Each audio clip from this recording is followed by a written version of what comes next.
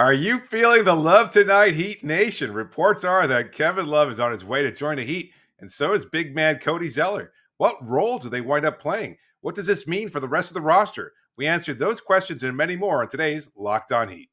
You are Locked On Heat, your daily Miami Heat podcast. Part of the Locked On Podcast Network, your team every day.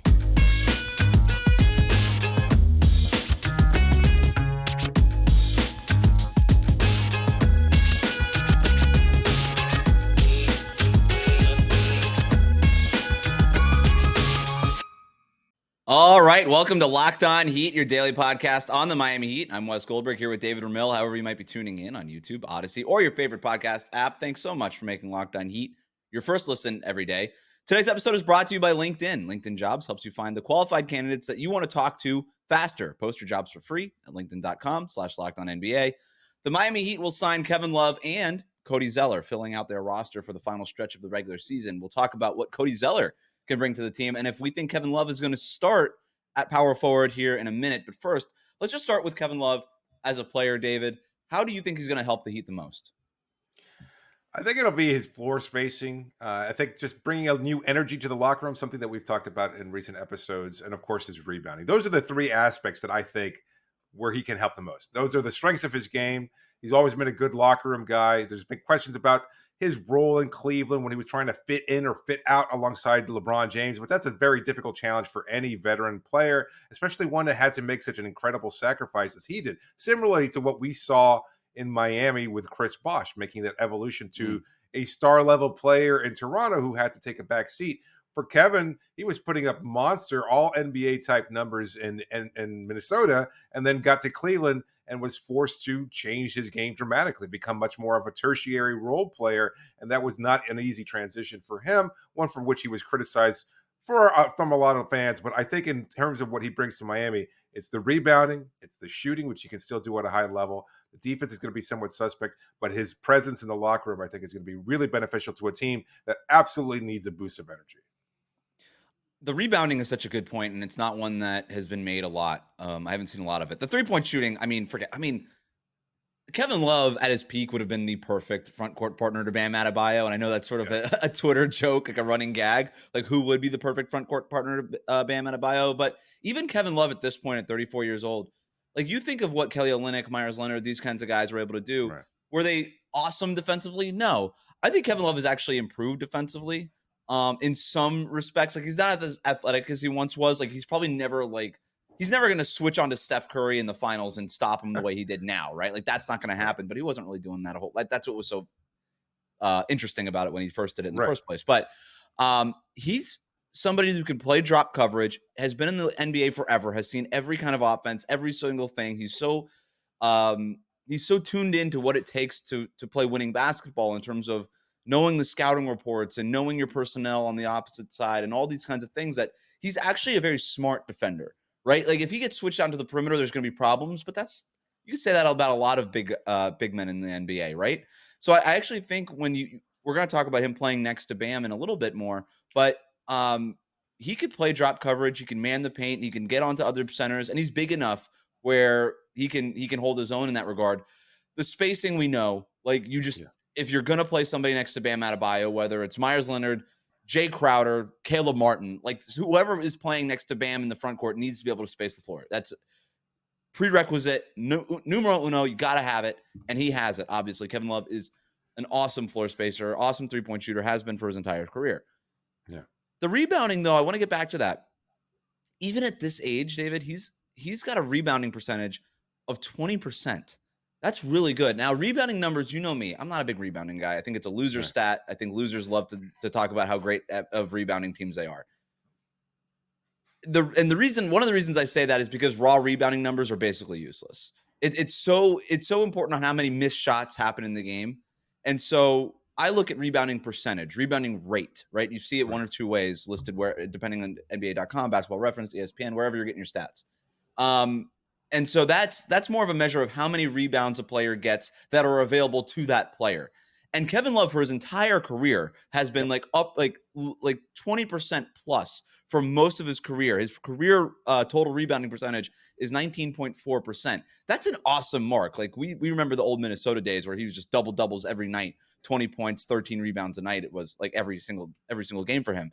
But even now in Cleveland, as he's sort of taken on a different role, and even recently when he's basically been out of the rotation, so far in 41 games this season, he's got a rebounding percentage of 20.2%. That I think would be immensely helpful to the Miami Heat in terms of just getting those rebounds. And we know that the Heat love to miss shots, and he's a great offensive rebounder too. So that'll be helpful for them. That's it. No, that's it right there. For a team that struggles as much offensively, who struggles shooting, who shoots routinely 30% or worse from 3-point range. Now you get a lot more second chance opportunities. You get to, I think even on the defensive end, those defensive rebounds leading to fast break opportunities, defense into offense has been the bread and butter for Miami all season long. It's just going to lead to more offensive possessions for this team that desperately needs to find some kind of a scoring punch. So aside from the shooting, the rebounding, I think, is going to be where he's most beneficial. So the Heat basically out of this trade deadline, and they trade Dwayne Dedmon in a second-round pick. Sure. And they create the cap space necessary to sign Kevin Love and Cody Zeller. So in some respects, you're trading Dwayne Dedmon in a second-round pick for Kevin Love and Cody Zeller. I know that this front office got a lot of flack for their inactivity at the deadline. And I don't mean to say that they had all this planned the entire time. I think they probably had an idea that these guys were going to be available and that they were going to make moves on the buyout market. Yeah. But they also were trying to get stuff done at the deadline and didn't. So I'm not going to sit here and say, hey, this is a win. Absolutely green check mark, total win for this Heat front office based on like, oh, this was the plan all along. But I do think that this was a win in the aggregate. And, maybe this wasn't the plan. Maybe this wasn't the best case scenario. Maybe this isn't ultimate. Like you didn't do all the things that you wanted to accomplish at the deadline in terms of maybe shedding some salary and things like that. But I do think the Heat are better now coming out of the All-Star break and after the trade deadline than they were coming into it, right? Like Kevin Love and Cody Zeller, when you're talking about what the Heat needed all season long, this is what they needed, right? Like Kevin Love is a big man who could play next to Bam, space the floor, can play behind Bam as a backup center or next to him. The Heat were sort of involved in, hey, maybe some Russell Westbrook stuff. Miami Herald's Barry Jackson saying that they did their homework on Russell Westbrook and they said, you know what? Based on our intel that we've gathered, that's more of a stay away situation for us. Also worth noting that Russell Westbrook is still not a free agent. He's still technically under contract for Utah, but they went out and got Cody Zeller too. So they basically just said, okay, our biggest weak spot, the least amount of depth we have on our team is in the front court. We're playing a wing player in Caleb Martin at power forward. He's done a fine job, but we need to add depth, and one body is not going to be enough. So they went out and just got two bodies and obviously who they deemed the two best front court players available. So I like the approach overall as opposed to going out. If there was a knockdown 3-point shooter and stuff like that were available, maybe they would have explored that. Terrence Ross went to Phoenix right away. Holiday went to Dallas right away, and those guys might have been interesting. But based on who was available after the big contenders got their guys, I like these two moves. I don't know that there was a player out there that I would have rather had over Kevin Love and Cody Zeller. The Zeller signing is a little bit more perplexing, and I think part of that is probably because to me anyway, it casts some doubt as to what kind of role Omer Yurtseven is going to be able to play when he does return. And I think that's the thing. If you bring in Zeller, does it mean that Yurtseven is not going to be available? That he's just not going to be an option at any point? I don't know. It's a great question. I don't know either. Like at some point you just say, we don't have enough players here anyway. And there was no real like power forwards available. You know what I mean? Like if Jay Crowder were bought out, then you would obviously prefer that, but he didn't get bought out. He's in Milwaukee now. So it's just like, let's just get big guys. Let's just get the biggest bodies we can find. And Cody Zeller is a big body, 6'11", 240 pounds. He's like the biggest guy that was out there. That's why I was pro Nerlens Noel, but he's not even technically bought out either. So a ton of stuff to get to. Will Kevin Love start or is he going to come off the bench? I know that's something that a lot of Heat fans are asking. What the Heat will do and what they should do, though, could be two different things. That's coming up next. But first, David, tell listeners about our sponsor. Today's episode brought to you by Nissan. No most electric player of the week, but it would be brought to you by the all-electric 2023 Nissan Ariya. You know what? Let's give a shout out to the most electric front office person of the week. Going through some criticism, but Pat Riley still getting it done, still showing the rings on the table, or still promising extra money, extra role, extra something to bringing in the 5-time All-Star Kevin Love. So shout out to Pat Riley. He's fierce. We all know about him as intensity, something that's still a lot of players find interesting, alluring. He still creates that whole image of what you want from a front office executive and also your car. Fiercely elegant. I don't think you could say anything but fiercely elegant when it comes to describing Pat Riley. The Armani suits, prowling the sidelines, etc. From the Showtime days all the way through his championship in 2006 in Miami. I think he certainly earned that moniker. The Nissan Powerful. Aria of front office executives. Yes, Okay. still electric, still changing, electric. still breaking Modern. boundaries. Yes, absolutely. I think the 2003 Nissan Aria absolutely packs that same kind of power that you'd want from an SUV, but it also has the premium intelligence that you'd want in an electric vehicle. It just ties it all together, and that's what you get out of this Heat front office. The all-new, all-electric 2023 Nissan Aria, the EV for people who love to drive. You can shop now at nissanusa.com.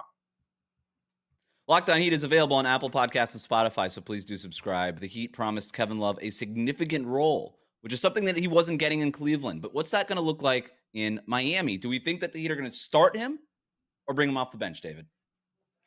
My feeling has been that they're going to start him. I mentioned that in our recent episode, too, when we were talking about the news of Kevin Love. I think he starts. I think he could play the same Luke Babbitt, Myers Leonard role, whatever you want to call it, in terms of getting 10, 15 minutes to start at the first and third quarter. You bring him in spot occasions there. I don't think it's going to necessarily be as much of a defensive liability, but I know the criticism has been, well, he's not as electric as Caleb Barton. And that's absolutely fine. You're 100% correct in that regard. But I think you surround him with top tier defenders in Kyle, who I assume was still going to start, Jimmy Butler, and Bam Adebayo, and that makes up for whatever inefficiencies Love might have. And he still provides that shooting, the veteran presence, the understanding of what to do. I think he will start, but he can be a complimentary player off the bench too, backing up Bam too. So there's a balance there that you could strike with this roster, and it gives you the versatility. He provides that versatility. He's a 4, he's a 5, he's both. And he has enough experience at either role that I think can fit in neatly to this Heat lineup. Yeah, I think the defensive deficiencies are almost overstated with him because, like I said, he's such a smart defender that I just feel like, look, you don't want him matched up one-on-one against ball handlers, and we know how Miami likes to play defensively, especially with that starting group, switch everything, jump passing lanes and stuff like that. But he's had a positive defensive box plus minus, according to Basketball Reference here for the last 2 years, Kevin Love has. So, like I said, he's so smart. He knows where to be positioning. Like, he's just – I actually think he could provide something to Miami's defense where he could play drop coverage. Now, whether or not he starts a power forward or whatever, I actually don't really care whether or not he starts. Like, that to me is not even that important. I do think that ultimately we're going to see a lot of lineups with him and Bam Adebayo together in the front court. Whether or not that's the first lineup we see or a later lineup that we get as the game goes on, I think we're going to see it, and I think we're going to see it for many minutes. I think it's going to be a big part of what it is that the Miami Heat are doing. The Cody Zeller signing tells me that the Heat view Kevin Love as somebody that can play next to Bam Adebayo, because if Zeller is your backup center behind Bam, then you're trying to find that playing time, obviously, for Kevin Love, because Cody Zeller's not playing power forward or any other position other than center. We know that. So, Absolutely. Okay, so where's Kevin Love going to play? He obviously wants a big role, and he has some sort of understanding of what his role is going to be before signing here. So that, to me, says he's going to be playing quite a bit at power forward, and if he is, then you could put him next to Bam. You could put him next to Cody Zeller, too. I don't know, whatever. But I think he's going to play next to Bam quite a bit, regardless, if it's starting or the backup. That's a good point there. So many people obsessing over the starting nod here, but if you could still promise him the bigger expanded role by saying you are our closer, you've been here, you've been to the NBA Finals, we know you can come up in those kind of big situations, and so maybe that's part of the promise of an expanded role is by saying you might not be the starter, at least not yet right away, but you will be one of our closers, and that's an interesting turn of events if that's in fact the case. Even if he doesn't close games, like I think that could also be matchup dependent. But because you could still close games with Caleb Martin at the 4. Like, people forget, I know that there's issues with Caleb Martin at the 4, but the net rating for those lineups are awesome. Like, by and large, Caleb Martin at the 4 has been a successful lineup for the Miami Heat this season. The problem is the wear and tear and all these other things that you're giving up. And the lack of options, the lack of flexibility and lineup variety that Spoke can get to, because there just isn't any. It's Caleb Martin and Haywood Highsmith, end of list, right, at power forward. So to have that, I think, is interesting. And I do think that ultimately we're going to see a lot of I think we're going to see it right away. I'm usually pretty conservative with this stuff, and I do think that head coaches tend to be more conservative with this sort of thing. I do think that Caleb Martin is going to be the starter the first game out of this All-Star break. Friday night in Milwaukee, I think we're going to see Caleb Martin at the 4 and Kevin Love coming up off the bench. But I won't rule it out. I think that they're going to experiment with the lineup. I think they're going to see it. By the end of the regular season, Kevin Love could start, right? I just think at first, it'll still be the regular starting lineup. And depending on when Kyle Lowry comes back, and we're also getting reports recently that he could be back by the end of the month here. And so I think we'll see Gabe Vincent as a starter until Kyle Lowry comes back. And then I think Eric Spoelstra will have a decision, something that you and I have talked about quite a bit, depending on who's the starting point guard is going to be going forward. But I think we're going to see the status quo in terms of starting lineup, but now we just have more variety that we're going to be able to see coming off the bench. Let's go to our next question. We got a bunch of mailbag questions coming in here. We already sort of answered this, but I just wanted to put a bow on this. Shay writes in, based on the Heat's deficiencies we've seen this season, which aspect of Kevin Love's game is going to help the team the most? 3-point shooting, size, rebounding, or something else? We could just one word answer this, but I'm not sure if we ever really determined what the one thing is going to be. I think ultimately it's rebounding. Okay. I'm going to go 3-point shooting just because the Heat are so bad at it, but both are good.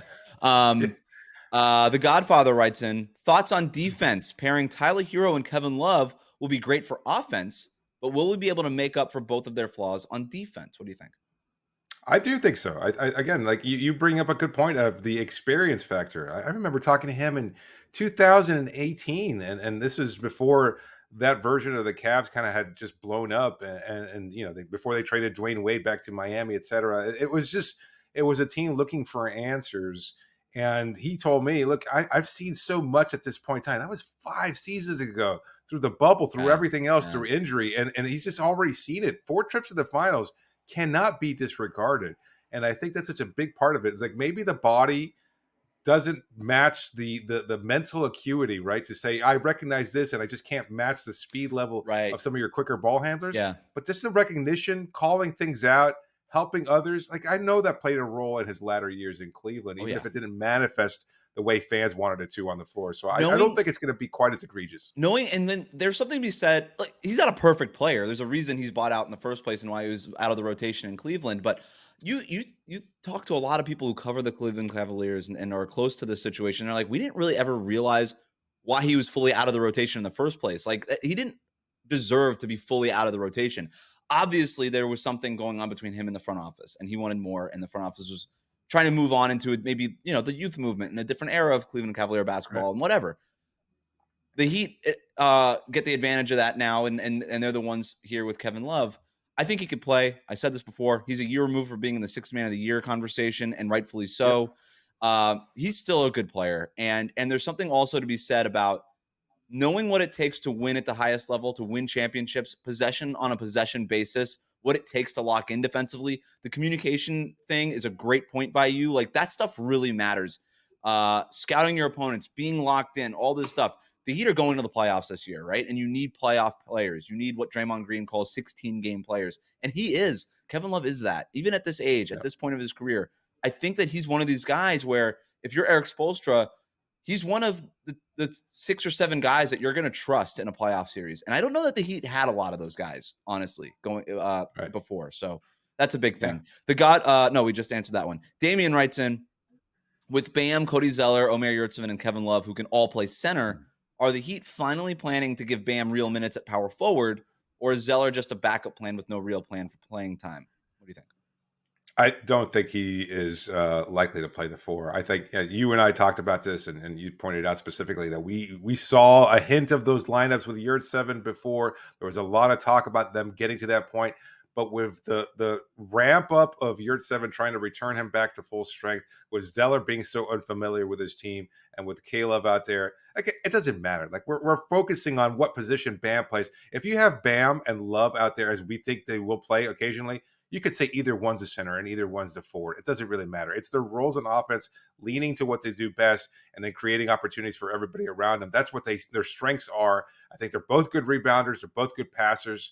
I think they can both play either position, and that's absolutely fine. I don't see the Bam Zeller combination working. No. And we didn't see enough of the Bam Yurtseven combination to say that's something they're going to roll out over the next 23 games when they have to win as many games as possible to improve their record in the overall Eastern Conference standing. So I wouldn't expect it right away, but maybe something down the road. That's a possibility. Like I said, if you're gonna play Bam and Kevin Love together, depending on the matchup, Bam could be the power forward in that alignment, and Kevin Love can be the center, and you could change it the very next possession. It doesn't matter. I think they're both. It was very similar to when they had Olynyk and Myers Leonard during that finals run too. It was like, who's really the center, who's really the power forward.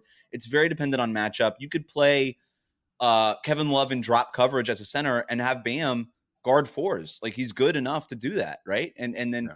And in certain matchups, when you're going up against like more of a traditional sized lineup on the other end, and then if that team goes small, then I think Kevin Love is also slotted in at power forward for the Cavaliers. He's basically been 50-50 for the last couple of years for them, so he could play both. Bam is so good defensively that he covers up for a lot of those deficiencies. Even if Kevin Love does get beat off the dribble, you trust that Bam Adebayo is going to be back there. I like the size that Kevin Love brings. I think there's something to be said about that. For certain matchups, I think that's really important too. So in terms of where Cody Zeller, I don't think they bring in Cody Zeller with no plan for playing time. I don't think that the Heat were going to operate that way. So again, this tells me by signing Cody Zeller that they're going to play Kevin Love and Bam quite a bit, and Cody Zeller is going to be the backup. To me, that's the three-man front court sort of power rotation, is those three: Bam, Kevin Love, Cody Zeller. You'll figure it out. They're going to give Omer Yurtseven some run just to kind of see it, but this also lets them slow play it, right? Like, he's coming off of a big injury. Big men with lower body injuries, you don't want to rush them back from that stuff. So I think this is also insurance for Omer Yurtseven. And then I also think that we'll see Caleb Martin at the 4-2. They'll go small, and they'll play that lineup as well, because it's mostly been a positive net for the season. So we'll see a lot of different. You could go big too. I mean, imagine lineups with Jimmy at the 2 and Tyler at the 1, etc. Victor Oladipo. I really want to see the lineup that I'm most excited to see is Tyler, Caleb Martin, Jimmy Butler, Kevin Love, Bam Adebayo. That's the lineup I'm really interested to see, because now you have a lot of size, you have shooting, you have defense, you have switchability. That to me is a lineup that's really interesting. All of a sudden, the Heat have a jumbo lineup that they just did not have in the toolbox before. Haywood Highsmith at center. Cody Zeller was a better option for the Heat to sign than Russell Westbrook. We're going to tell you why that is next. But first, David, tell listeners about our sponsor. Today's episode is brought to you by Built. If you're looking for a delicious treat but don't want all the fat and calories, you've got to try Built Bars. So many people make them part of their New Year's resolutions. Here we are in late February. If you're still hanging tough, good for you, first of all. But secondly, if you're looking for something to supplement your diet or trying to find a way to cut calories without sacrificing taste, you've got to try Built. With Built, healthy is actually tasty. Seriously, they're so delicious. You won't think they're good for you, but they're perfect for your New Year's resolution or any commitment to eating healthily. What makes Built Bars so good? Well, for starters, they're all covered in 100% real chocolate. Soft, delicious, real 100% chocolate. And they come in unbelievable flavors like churro, peanut butter brownie, and coconut almond. I'm not sure how Built does it. I don't know if anybody does. But their bars taste like a candy bar while maintaining amazing macros. And what's even better is they're 100% healthy. They're 130 calories, 4 grams of sugar with a whopping 17 grams of protein. And now you don't need to wait around to get a box. For years, we've been talking about ordering them only at Built.com. But you can still get them there. But now you can go to your local Walmart or Sam's Club, pick up a 4-bar box of cookies and cream, double chocolate, and coconut puffs. Don't have to worry about it anymore. Don't need to worry or wait around getting them delivered to your door. Now you can go right into your local Walmart or Sam's Club, get a box of brownie batter or churro flavors. You'll thank me later. And of course, you can always still go to Built.com. Reach Locked On Heat on Twitter, Instagram, email us, lockedonheat@gmail.com. We asked our Twitter poll, does signing Kevin Love and Cody Zeller change what you think of the Heat's ceiling? 66% of you said yes. Let's talk about Cody Zeller. Hoops Hype reported last week that the Heat brought him in for a workout. They ended up signing him with their final roster spot. Zeller has not played all season. He's worked his way back from a right patellar avulsion fracture. All right. Kind of similar to what Steph Curry is dealing with, I think. But he worked out for a few teams before the season, during the season, didn't get signed before the season. So the fact that the Heat signed him for the rest of the season, to me, is an indication that he's ready to go, right? And that's why you work him out, and that's why you go through all the whole process. But I know that some people were scratching their head at the Cody Zeller thing because, again, he has not been available all year and things like that. Right. I like this signing, and I like it more the more I think about it. Now, maybe that's just part of me just sort of talking myself into it.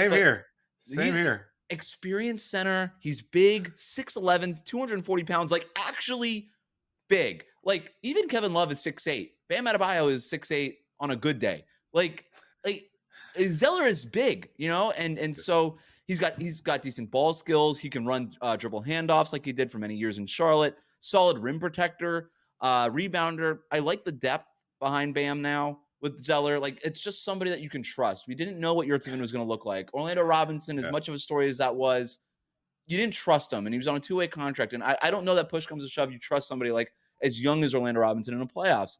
You do with Cody Zeller. He's not going to play every single game in the playoffs, but he's available for you, and that's important. So the other part of this too, some people really wanted Russell Westbrook.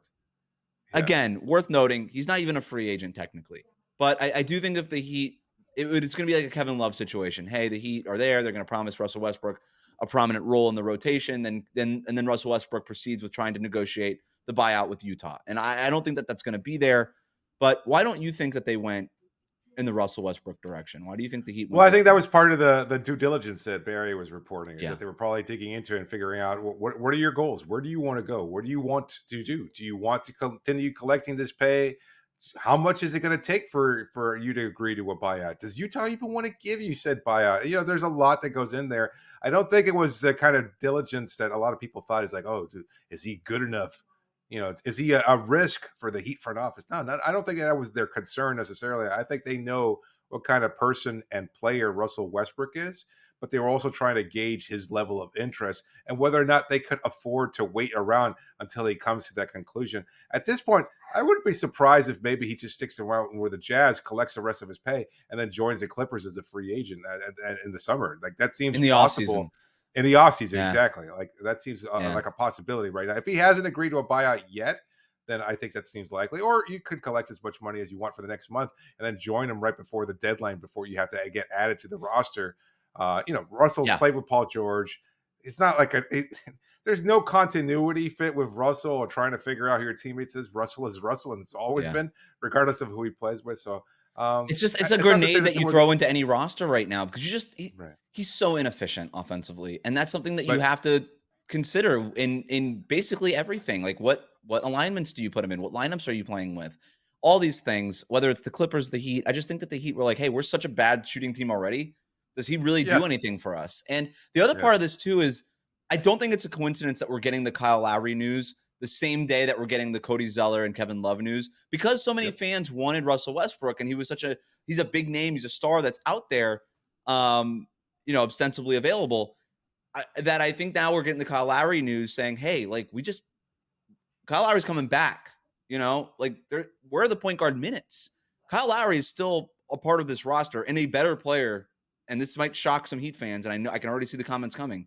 Kyle Lowry right now is still a better player than Russell Westbrook is. Stop capping, Wes.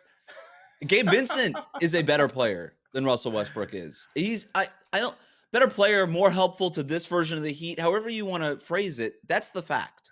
And so where is Russell Westbrook's minutes going to come from if Kyle Lowry is still part of this roster, not just for this season, but he's under contract for next season? I just think that was another big part of it too, is if Lowry is a part of this roster going forward, then we don't have the minutes. We don't have what it's going to take to make Russell Westbrook happy. And now we're just the Lakers again, dealing with what they were dealing with. So I was sitting at my table when the news broke, or when it was first out, and I was just watching some video on Zeller and what he brings to the table, and remembering what teammates have always said about him. And I can't recall exactly where I read it, but there was a fantastic piece on the one thing that Cody Zeller has always been elite at, and there is something he's elite at: his screen setting. Yes. He is an elite level screen setter. He moves incredibly well. He creates this obstacle and then slips the screen to do what he does best, which is dive to the rim and finish at a high level. And I'm just thinking about, Jimmy Butler, Bam, Tyler, Kyle, when he returns to action, anybody off the bench, whoever he winds up playing with is going to benefit, because so much of Miami's offense is about getting downhill, getting to the rim, etc. And I just said to myself, this could work. This really could work. And I think it does. Like, you see this roster, you say, as we pointed out many times, you need shooting, etc. Yeah, absolutely, they still do. But what we said recently, too, when we were trying to convince ourselves that maybe Westbrook was the right fit, is you lean into your strengths, you lean into what you do well. And for Miami, part of it is getting to the rim and finishing at a high level, creating opportunities there. And Zeller absolutely helps in that regard. Yep. He's going to be a great rebounder, great screen setter, great finisher at the rim. I can just already see the pairing between him and Lowry, him and Victor, him and whomever fitting seamlessly from day one. He's going to be unexpectedly great contributor right away is my prediction. I'm going to break some news here. Don't be surprised if Cody Zeller's taking threes. Not a ton. He's not going to be out there. He's not going to be out there like Karl Anthony. No, I'm just telling you. I'm breaking news. Don't be surprised if he takes a few threes. Okay. Just telling you. I'd like to see it. I hope it works out that way. Thanks again for making Locked On better if Heat he makes them. Your first listen. I didn't say he was going to make them. Just that he's going to take them.